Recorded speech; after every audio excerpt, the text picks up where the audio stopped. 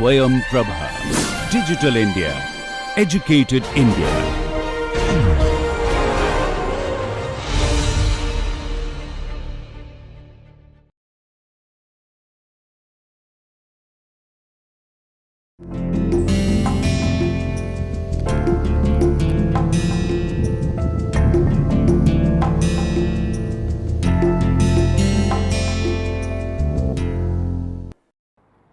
Hello everybody, welcome back to this series of lecture on elements of solar energy conversion.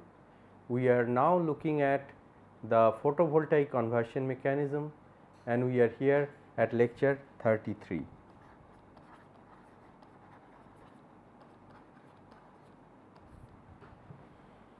So, in the last class where we stopped, we were discussing the concentration of majority and minority carriers across a p-n junction, okay?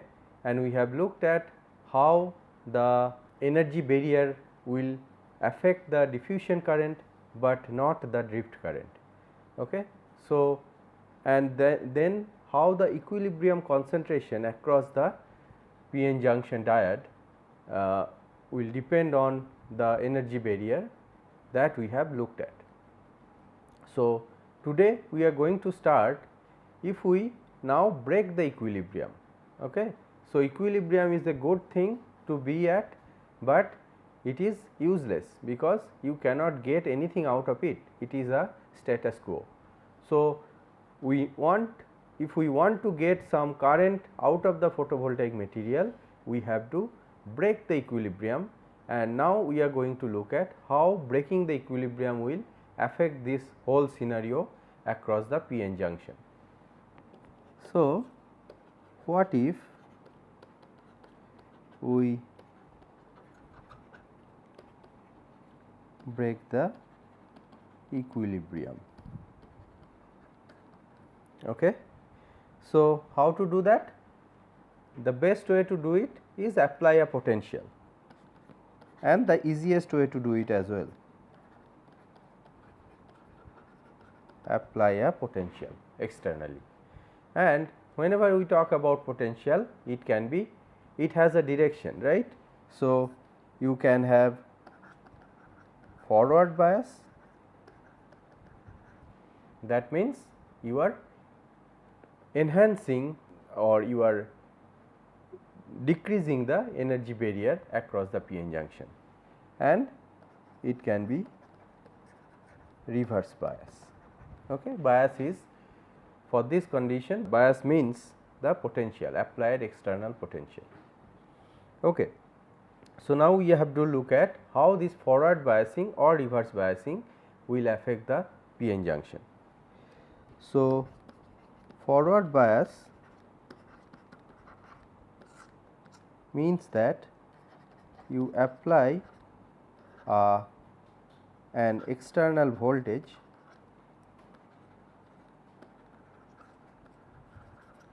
okay. Let us call it VA, A stands for applied, okay, to reduce the effective potential across the junction. Okay. So, how will the physical picture look like? So, you have this thing, now you have reduced it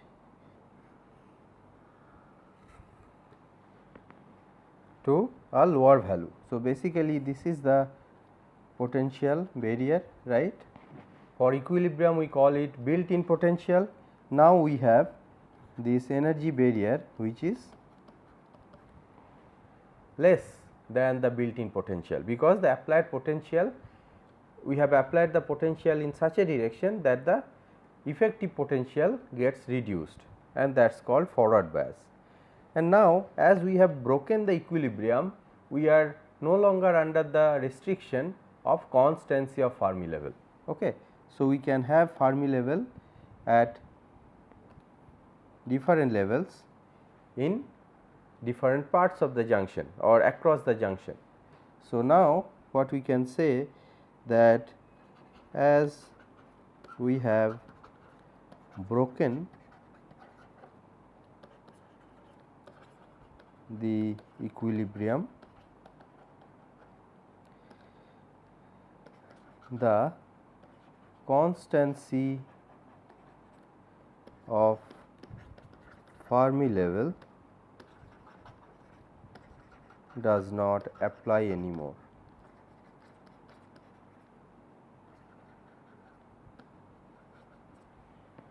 Okay. So, now you can have different Fermi levels in the p side and n side.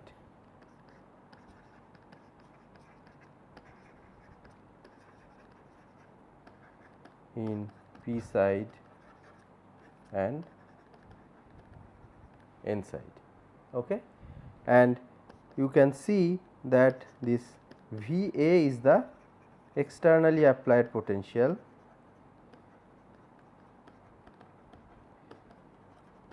and V naught is the built in potential, which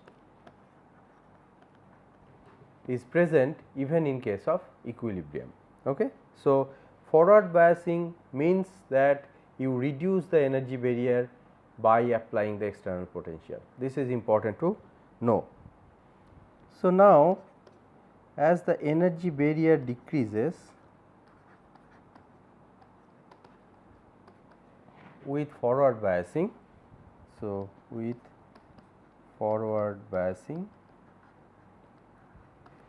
that means the diffusion current for both the carriers, both the electrons and the holes will increase, right. Diffusion current for both electrons and holes will increase, right, because we have seen that the energy barrier dictates the diffusion current magnitude. Okay. So, diffusion current will increase. However, this is very important. Okay. The drift current is independent of the barrier height.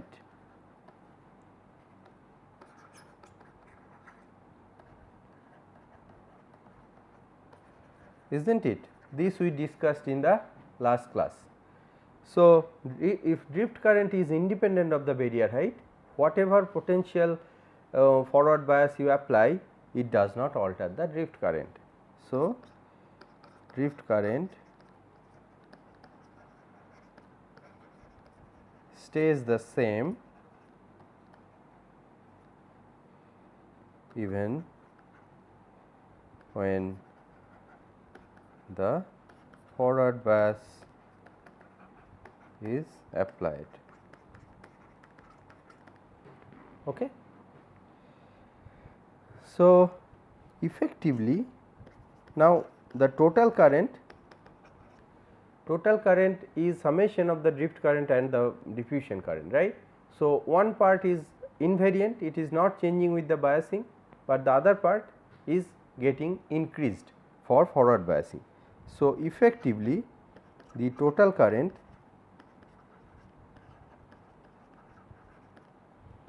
is altered due to diffusion current only.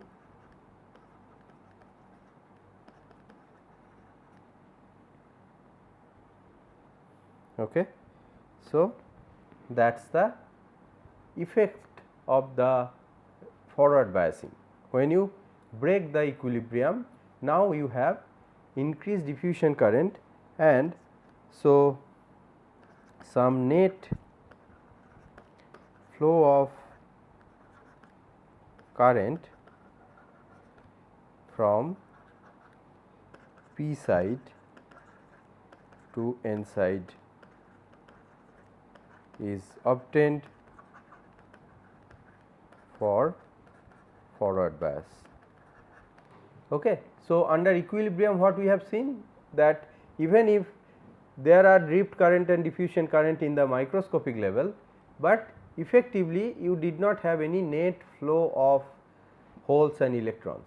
Okay. The drift and diffusion were balancing each other, but now that balance is broken, the equilibrium is broken. So, you will have a net flow from P to N side for forward biasing. Now, you can think of the availability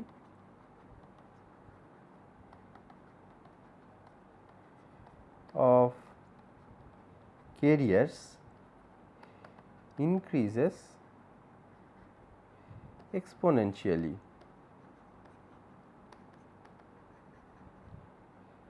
towards the band edge, right. So, if you go closer to the conduction band, the electron concentration will increase exponentially, and similarly if you go closer to the valence band, the electron the whole concentration will go up exponentially, right. So, if that is the case, the current increases exponentially as well, right, with forward biasing.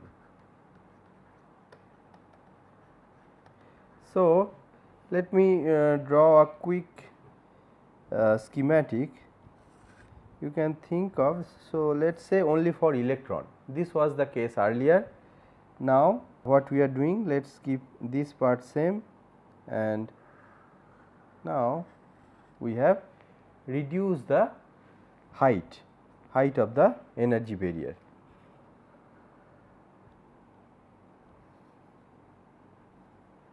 Okay. So, this is the energy barrier now, Q into V naught minus V A, and earlier it was this, which is Q into V naught, right. So, this is the case under forward biasing. Now, you can think of the electrons.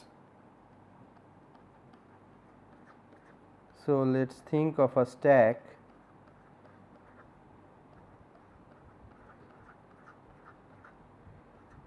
of electrons which are decreasing as you go away from the conduction band edge. This is the conduction band edge, right. So, you can think of when the forward bias is applied, so more number of electron are above that level. Okay. So, starting from here, all the electrons can now move to the other side if they break the, or if they can overcome the energy barrier. Okay. So, these electrons, so this is of course schematic, okay, do not count the number of electrons here. So, these electrons are in less advantageous position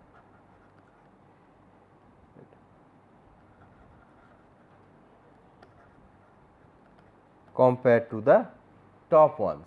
Okay. That means, they will face difficulty in moving to the other part. So, that is why what we are getting is current will increase exponentially as the forward biasing voltage, which is V A, is increasing. So, what we will get, you can think of,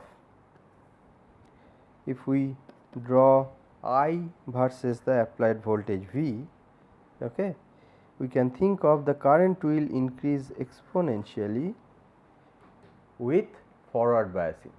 Okay. So, this is exponential increase in current for increase in applied forward bias. Okay. And what is happening here at the origin?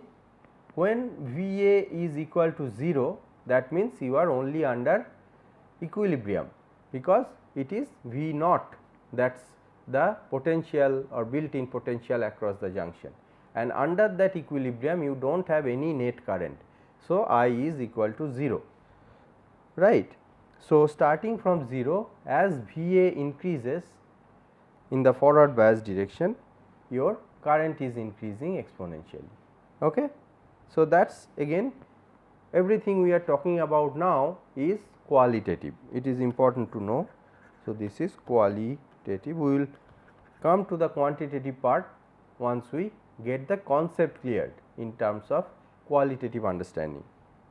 And the interesting thing happens when you apply a reverse bias. So, under the reverse bias, what you are doing, the barrier you are basically increasing. Now, the barrier will be Q V naught plus V A. Okay. So, the applied voltage is working in such a direction, the barrier height is actually increasing.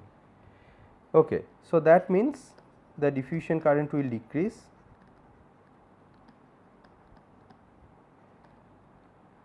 Of course, it decreases, but more importantly it decreases exponentially. So, for a very small value of V A, if you increase, the drop will be very drastic. Okay. So, for a reasonably large value of V A, it will go to basically 0, right, because the drop is so fast. And on the other hand, drift current stays the same, right. Drift current is not changing with the barrier height, it did not change for forward bias, it does not change for the reverse bias either. Okay. And this drift current is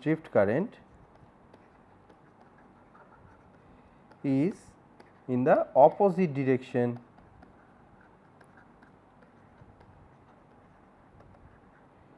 of the applied voltage, right. Drift current is always downhill. For the electrons in the conduction band, it has to go downhill for in the space charge region, and that is in the opposite direction of the applied voltage. Now applied voltage is from N side to the P side, that is why we call it reverse bias, right. So, what we can expect? Now, we are drawing it in this direction. So, let us say this is the reverse bias. So, it is in the opposite direction of the forward bias, and the current will be decreasing, the drift current will be in the opposite direction whatever value it is, and the diffusion current decreases very fast as you go up in the reverse direction. So, you can think of up to this point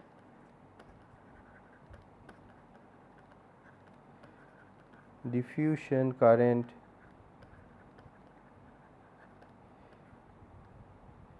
has some effect, and beyond that it becomes negligible. What stays is this particular value of drift current. Okay. So, drift current which stays even under reverse bias, but in the opposite direction. Okay. So, and at the origin what is happening? At the origin again the V A is 0, that means you are still at equilibrium. So, overall I will be 0, overall current will be 0, right. So, for any reasonably large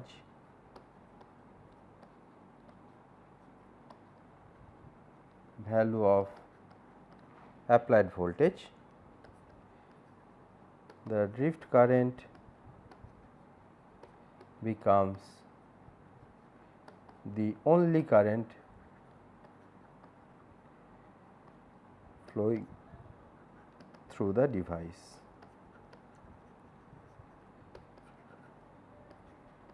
Okay. As the diffusion current becomes negligibly small.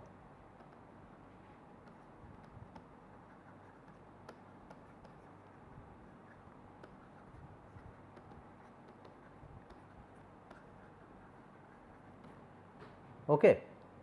Now, what this value of this drift current that is independent of the bias, we call it reverse saturation current. Okay. Why reverse saturation current? Reverse is for under the reverse bias and saturation is that is the value it saturates to. It does not change any more with the change of applied voltage. So, basically the current reaches a saturation level, that is why it is called reverse saturation current. Now, this drift current,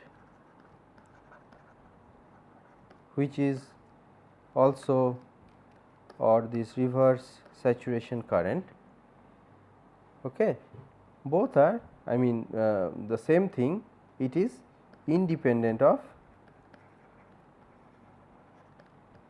the applied voltage, right, or the bias. So, what we can write, this I drift is equal to I naught.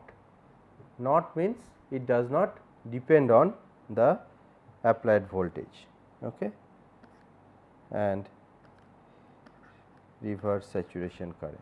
And why negative? Because it is opposite to the direction of applied voltage. Okay. Now, at equilibrium V A is equal to 0. Okay. So, in that case this minus of I drift plus I diffusion is the net current due to diffusion will be towards the applied voltage from P to N. Okay. Now, at equilibrium these two will be equal to 0. So, now if we put this I drift to be equal to I naught, okay, so that means the I diffusion at equilibrium is equal to the same value which is the reverse saturation current. Okay. So, I total we can write that minus I drift plus I diffusion is equal to minus I naught plus, so this under forward bias, okay, not under equilibrium. Under forward bias what we have, again we have drift current which is opposite to the applied voltage in the direction and diffusion current is towards the applied voltage. So, and that depends on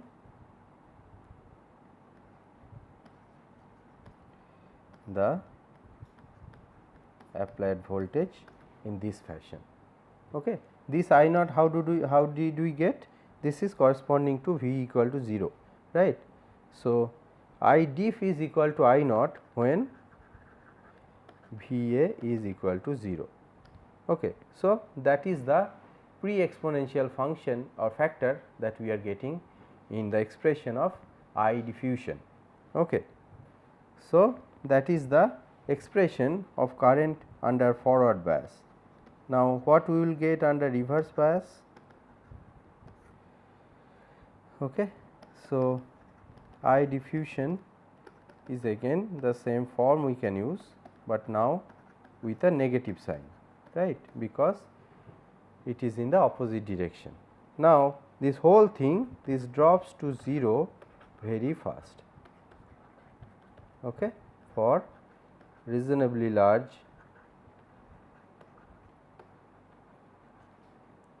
V A. Okay. So, what we get I total is again I diffusion plus I drift, or rather minus I drift Okay. So, this is I naught exponential minus q V A by k T minus I naught. Okay. So, you can see that in both the cases for forward bias and reverse bias we get the same expression back. And what is that expression? So, the common expression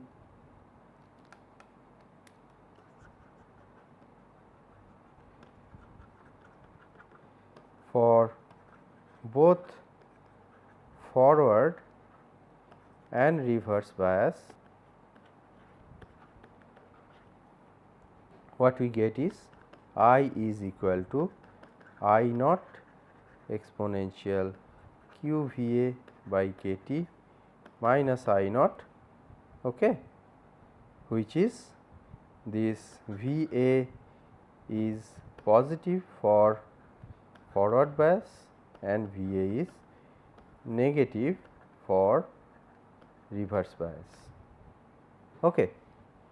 And you can write in terms of I naught into exponential q V A by k T minus 1, right. So, that is the common expression we get whatever voltage we apply. So, the direction will come into play in the formulation. Okay. So, now if we plot this function common function, okay, how will it look? In this direction we have I and in this direction we have V A applied voltage. So, we have seen the forward bias part will be like this, right, and the reverse bias part will be, we will continue and we will have a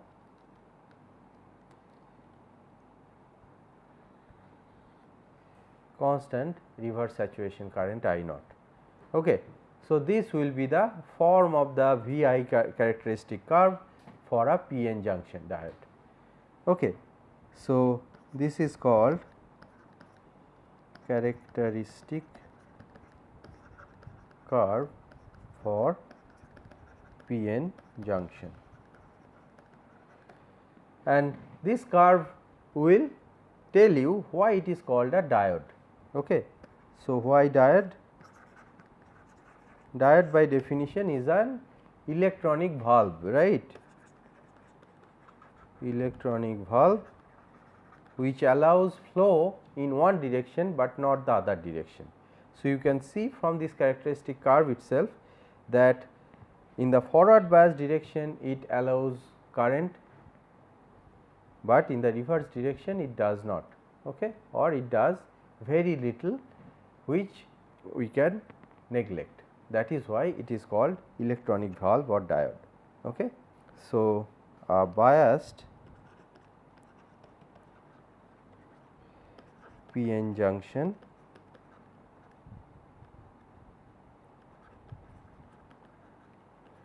acts like a valve and hence called p-n junction diode. Okay. So, that is the reason. Now, so far whatever we have discussed is all qualitative, right, not very quantitative. We do not know what is this reverse saturation current, it is just an arbitrary symbol we have used I naught, but we need to find that out quantitatively in terms of other material properties, this doping concentration and all. Okay. So, to get something quantitative,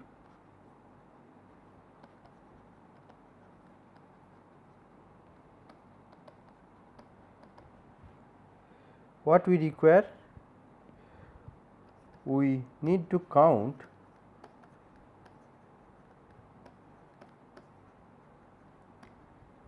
how many electrons or holes will move across the junction, isn't it? So, which will tell us what would be the minority carrier current, majority current, and so on. And most importantly, how biasing will affect all these currents and concentrations. Okay. So, let us now look at it. So, earlier we have seen that if you plot the carrier concentrations across the p-n junction, it will look somewhat like this.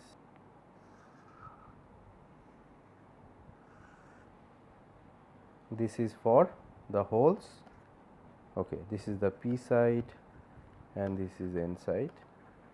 So, this is for the hole, p naught is equal to N A. This is the under the equilibrium. Right now I am showing you. This you have seen earlier also, and this is N I squared N D. This is under equilibrium, and that is why we are using this symbol naught, okay, the subscript naught. And for the electrons you can have some, let me use the same color. So, for electrons you will have something like this, where you will have N P naught will be equal to N I squared by N A, okay, and the other side N N naught is equal to N D. Now, when you apply a bias, forward bias, so how will the things change? Let me look at just for the whole part, okay. So, okay, let me write here, for forward bias applied voltage V A, okay, reduces the barrier, okay. That means the majority carrier will diffuse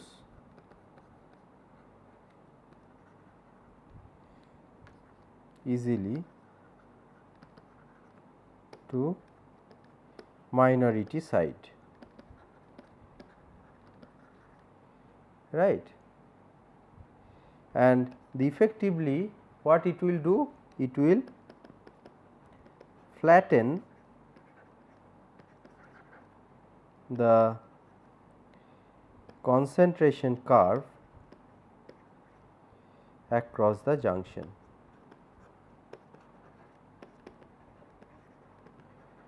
That means, let us look at the hole itself, okay. Same thing we can do for electrons, but let us look at hole itself. So, hole is the majority carrier in the p side and in the minor.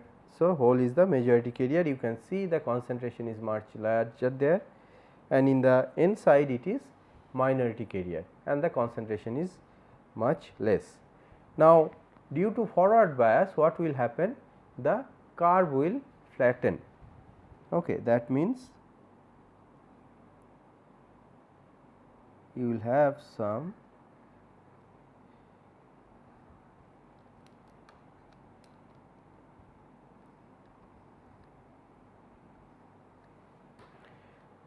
reduction of majority carrier concentration at the space charge region edge here. So, here you see a reduction in concentration, reduction in concentration of majority carrier at the edge of space charge region, right. and similarly you have an increase. So, the curve is flattened. So, you have some effective increase. So, increase in concentration of minority carrier, right, because in the n side holes are the minority carrier. So, increase in concentration of minority carrier at the edge of space charged region, right. That is what the result of a forward bias will mean. Now, we need to quantify this decrease or increase at the space charged region, because that will tell what would be the effect on currents. So, earlier what we have seen is this, under equilibrium what are the ratio of carrier concentration across the space charged region. Okay.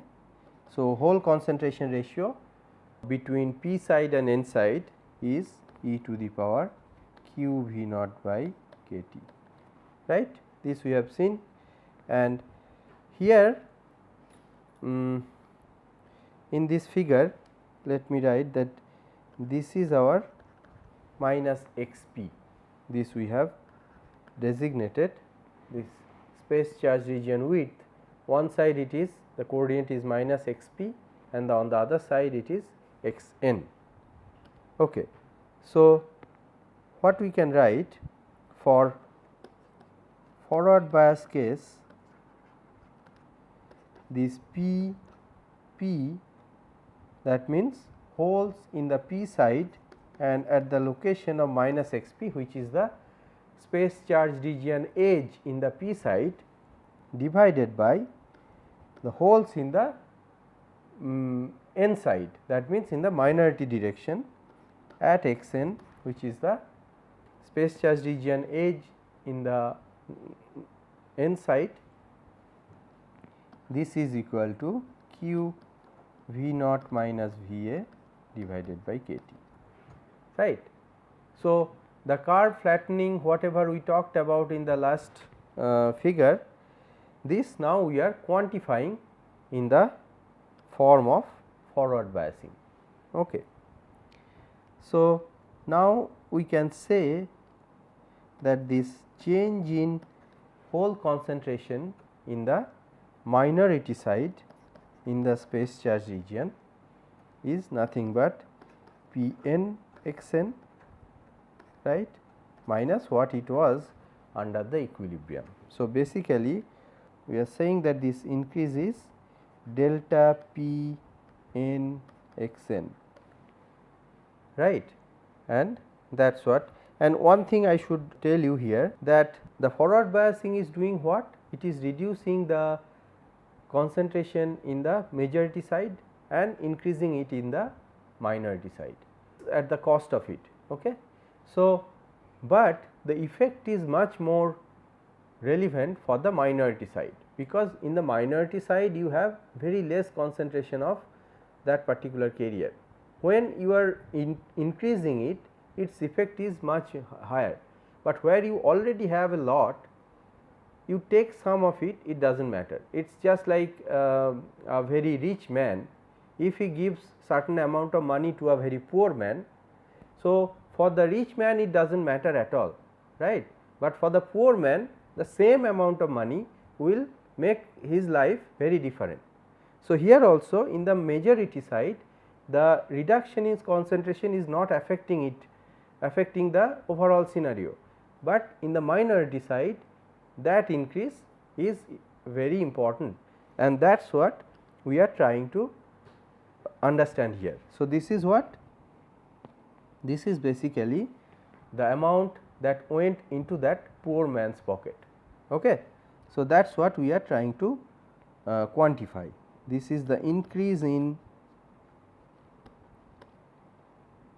minority carrier concentration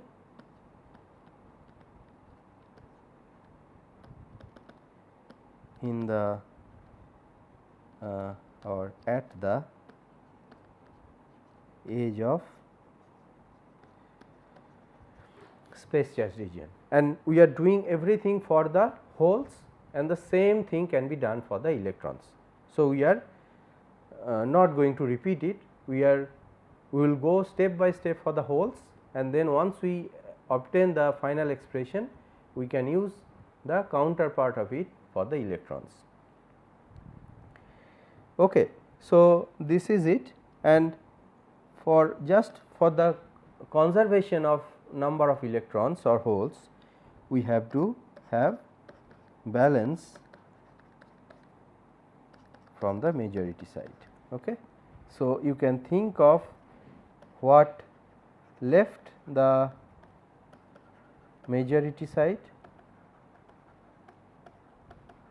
and this is what went into the minority side.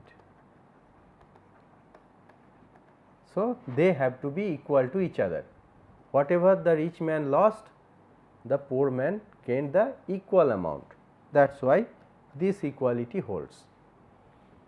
So, now from this what we can write, this P p at minus x p is equal to P n at x n. So, what we are doing? We are using this particular relationship into e to the power q v naught minus v a divided by k t, right. So, the same thing we can write for P p naught, which is now we are using this particular relationship, is equal to P n naught into e to the power q v naught by k t, right. So, now if we write P p minus x p minus P p naught, that will be your minus P n x n e to the power q v naught minus v a by k t minus P n naught e to the power q v naught by k t, right. So, now this P n x n minus P n naught is nothing but negative of this quantity, right. So, if you look at this particular quantity and this particular quantity, it is just the negative of each other, right. So, what we can write is this thing is equal to P n x n e to the power q v naught minus v a divided by k t plus P n naught e to the power q v naught by k t, is not it. So, this is our money that went into the poor man's pocket. Okay. The increase in minority carrier concentration. Now, this P n x n, we have seen that we have in the expression of this delta P n x n, we have this P n x n, that we have to first find out. This is what? This is P n naught, right. So, basically now what we are doing is we are using, or you are collecting this P n x n's in one side and expressing it in terms of P n naught. Okay. So, these two you are collecting and these two you are collecting together, right. So, P n x n you can write P n naught into e to the power q v naught by k t plus 1 divided by 1 plus e to the power q v naught minus v a over k t, right. Now, we will use the approximation that for V a minus V naught by minus V a is much greater than k t, what we can write this 1 plus e to the power q V a V naught minus V a by k t, okay, or rather 1 over it, 1 over this is very closely equal to e to the power minus V naught minus V A by k T. Okay. And this particular assumption is more or less true for any reasonable temperature. If you are not considering very high temperature, this is true. So, now what we can write, P n x n is equal to P n naught into this e to the power q V naught by k T plus 1 into e to the power minus q V naught minus V A by k T. Okay. So, basically now what you can do, you can do a little bit of algebraic manipulation to get this particular quantity V A by k T plus e to the power minus q V naught minus V A over k T. Okay. So, if you do that, you will see that this part is negligibly small because it is a negative exponent, right. So, what you can write is this is closely equal to P n naught into e to the power q V A over k T. Okay. So, here we see that the built in potential is completely went off the table. Okay. So, this will give us that delta P n x n is nothing but P n naught into e to the power q V A by k T minus 1.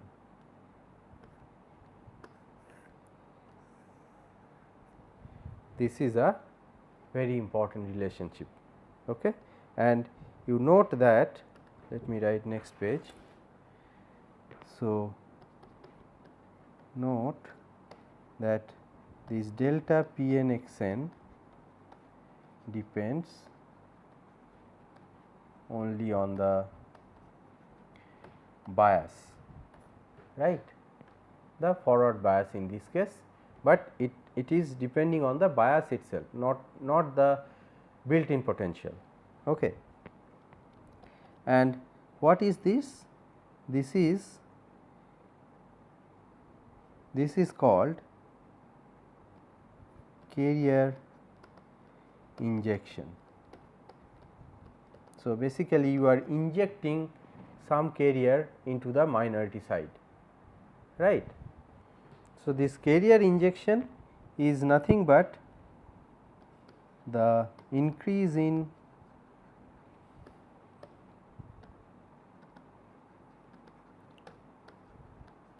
minority carrier concentration at the edge of space charge region, okay, and it depends on the equilibrium value, right. We have seen that it depends on this equilibrium value and the applied voltage, and it increases exponentially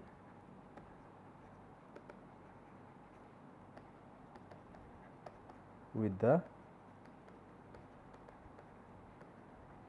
applied voltage, or what we call bias, okay, biasing the junction. Okay. And it is only for the minority carrier. Okay. Whatever decrease happens because of this for in the majority side, we do not care about it. So, carrier injection only for the minority carrier. It is important to remember that carrier injection does not happen for the majority carrier. Okay. And the same thing we can do for the electrons. We can write this delta n p, of course, p stands for the p side.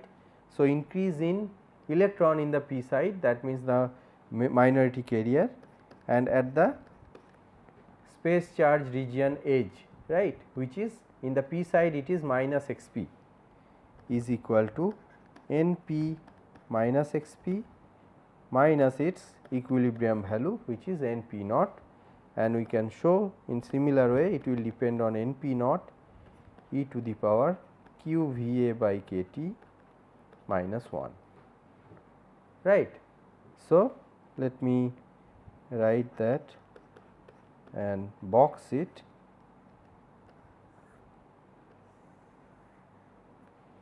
Okay. So, this is the carrier injection in the p side, carrier injection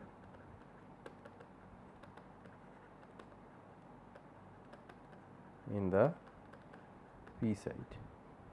Okay. And yeah. So, now we have quantified the effect of bias in the carrier concentration, and particularly for the minority side or minority carriers. So, let us look at its implication in terms of current in the next class. Thank you very much for your attention.